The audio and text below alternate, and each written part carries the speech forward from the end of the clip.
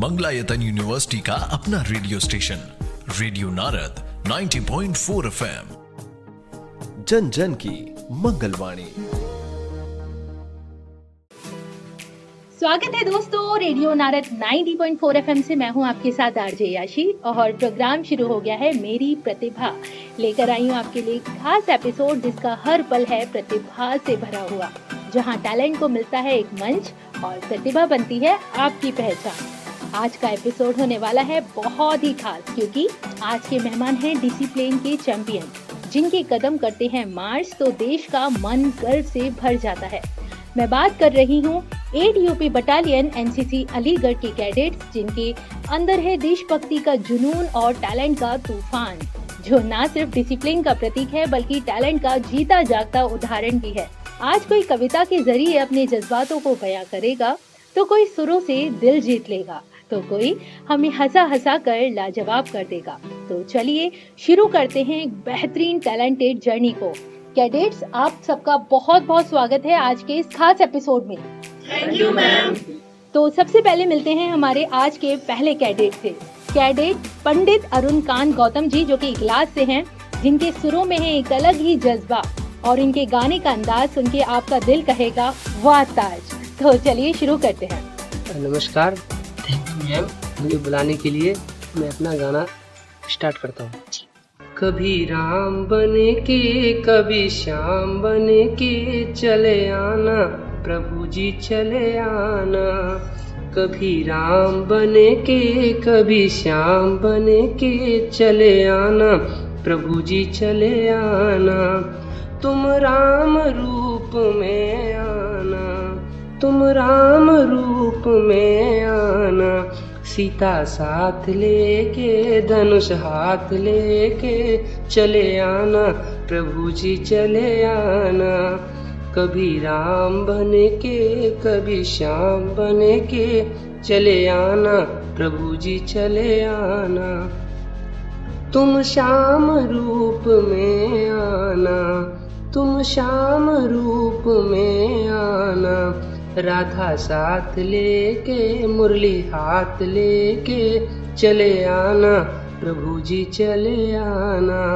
कभी राम बने के कभी श्याम बने के चले आना प्रभु जी चले आना।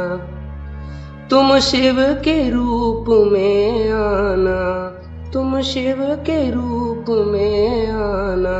गौरा साथ लेके डमरू हाथ लेके चले आना प्रभु जी चले आना।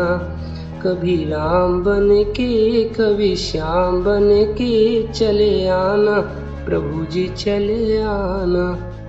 Thank you so much. Wow, what a लाजवाब परफॉर्मेंस। वाकई में अरुणकांत, आपके गले में जो आवाज है ना, वो मुझे लगता है कि उसमें माँ सरस्वती का आवाज है। इसी के साथ बढ़ते हैं अगले कैडेट की तरफ। दोस्तों, कहानियाँ सिर्फ सुनी नहीं जाती बल्कि महसूस भी की जाती हैं, और आज की कहानी लाए हैं कैडेट अपर्णा सारस्वत, जिन्हें सुन के आप सोच में पड़ जाएंगे, क्या ऐसा भी होता है। तो चलिए शुरू करते हैं। अपर्णा, बहुत बहुत स्वागत है आपका। नमस्कार। सबसे पहले तो मैम मैं आपका धन्यवाद करना चाहूंगी कि आपने मेरे को यहाँ पे स्टोरी टेलिंग करने का मौका दिया। और आज की जो हमारी स्टोरी है, इसका शीर्षक है कंजूस तानचंद की अजब दास्तां। तो चलिए स्टोरी शुरू करते हैं। राम राम जी, राम राम। हम है कहानीबाज। ये झोला देख रहे हो, इसमें पता है क्या है? नानी की सुनाई हुई ढेर सारी कहानियाँ। तो आइए देखते हैं कि आपके हिस्से में कौन सी कहानी आती है। ओह, आपके हिस्से में तो बहुत ही मजेदार कहानी आई है, तानचंद। इसको सुनने के बाद तो आपको मजा ही आ जाएगा। तानचंद, नाम बड़े और दर्शन छोटे, एक नंबर का कंजूस व्यक्ति। इसके पास इतना सारा पैसा है, लेकिन फिर भी इतना कंजूस है कि किसी को एक फूटी कौड़ी नहीं दे सकता। तो आइए देखते हैं कि तानचंद क्या कर रहा है। अरे ये क्या, ये तो एक महात्मा के पास सत्संग सुनने आया है। और मजे की बात तो ये है कि वो महात्मा दान की महिमा का वर्णन कर रहे हैं। उनके उपदेश से प्रभावित होकर तानचंद बोला, महात्मा जी, अब तो मेरी भी दान देवे की इच्छा है रही है, मगर मैं जबू कछु दान देवे को जा दूं तो मुझे ऐसा लगता है कि जेऊ मेरे काम को है, बहू मेरे काम को है और मेरा मन ही ना करते दान देवे को, तो काम में कई ऐसी चीज को दान दे सकता हूँ जो मेरे काई भी काम की ना हो। महात्मा को लगा कि ये दान देने का इच्छुक है तो मुझे इसे प्रोत्साहित करना चाहिए और उन्होंने हाँ कह दिया। जरा ये देखो, दान के बारे में सुनते ही तानचंद के दिमाग में तो केवल दो ही चीजें आती हैं, सब्जी के छिलके और आटे का चोकर। और वो महात्मा जी से कहता है, महात्मा जी बुरा मत मानियो, मगर रोज खाना बनावे के बाद हमारे घर में सब्जी के छिलका और आटे को चोकर बचते हैं, अगर तुम चाहो तो मैं तुम्हें को दान दे सकती हूँ। महात्मा जी मान गई। अब तो रोज शाम के समय जब महात्मा जी दानचंद के घर के सामने से निकल के जाते, वो उनको सब्जी के छिलके और आटे के चोकर का दान दे दिया करता था। एक दिन आकाश से स्वयं नारायण भगवान श्री हरि ये सारा दृश्य देख रहे थे और उन्हें भी दानचंद के साथ मस्ती करने का सूझा। उन्होंने मियाऊ एक बिल्ली को दानचंद के घर पे भेज दिया। इस बिल्ली ने तो दानचंद और उसके परिवार वालों की नाक पे दम ही कर रखा था। कभी उनके घर का सारा दूध पी जाती, कभी उनके घर में सब उथल पुथल कर जाती, तो कभी दानचंद के घर में मलमूत्र त्याग कर जाती थी। एक दिन दानचंद की पत्नी छत पे कपड़े सुखा रही थी। उसने देखा वो बिल्ली रसोई घर की ओर जा रही है। उसने बाल्टी उठा के उस बिल्ली की ओर मारी, लेकिन दानचंद की फूटी किस्मत, वो बाल्टी उस बिल्ली के ना लगे दानचंद के सिर पे जा लगी।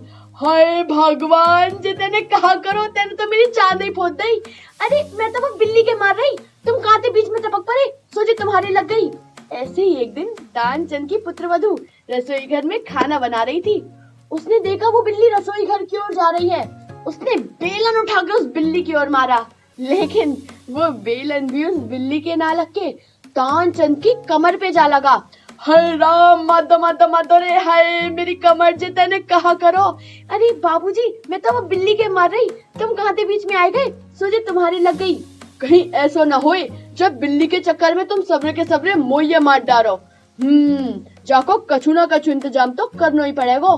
जरा ये देखो, दानचंद इस बिल्ली को ठिकाने लगाने के बारे में सोचता है और एक दिन वो बिल्ली गुप से कोने में बैठी थी। दानचंद ने बटना उठा के उस बिल्ली में दे मारा। अब वो बिल्ली ना तो हिले ना डुले। सारे परिवार वालों को लगा कि बिल्ली तो मर गई, चलो पीछा छूटा। लेकिन लेकिन लेकिन तभी वो महात्मा दान देने के लिए आ गए। राम राम राम राम राम राम राम, तुझे पता है शास्त्रों में बिल्ली को मारना घोर अपराध बताया गया है। यदि तुझे नर्क की यातनाओं से मुक्ति पानी है तो तुझे 1 मन आटा, 1 मन चावल, 1 मन घी, 1 मन जौ, 1 मन बाजरा, 1 मन तेल, 1 मन दूध, 1 मन दाल और इस बिल्ली के तौल के अनुसार स्वर्ण का दान देना होगा। इतना सारे दान के बारे में सुनते ही दानचंद की तो जैसे हवाइयां उड़ गई, क्योंकि वो तो ठहरा 1 नंबर का कंजूस व्यक्ति। वो बोला, इतनी सी बिल्ली और इतना सारो दान, यदि तुझे नर्क की यातनाओं से मुक्ति पानी है तो तुझे ये दान देना ही होगा। मरता क्या ना करता, दानचंद को दान देना ही पड़ा। वो दान दे के जैसे ही लौटा, उसने देखा वो बिल्ली तो अब भी वही मरी पड़ी है। वो बोला, जब मनहूस के चक्कर में मुझे इतना सारा दान देना पड़ गो, जाए कहीं फेंक या तू। और उसने जैसे ही उस बिल्ली को उठाया, वो बिल्ली म्याऊ उठ के बैठ गई और दानचंद की गोद में से फुदक के भाग गई। जे कहा लाखन को दान भी देना पड़ गो और बिल्ली उनाए मरी।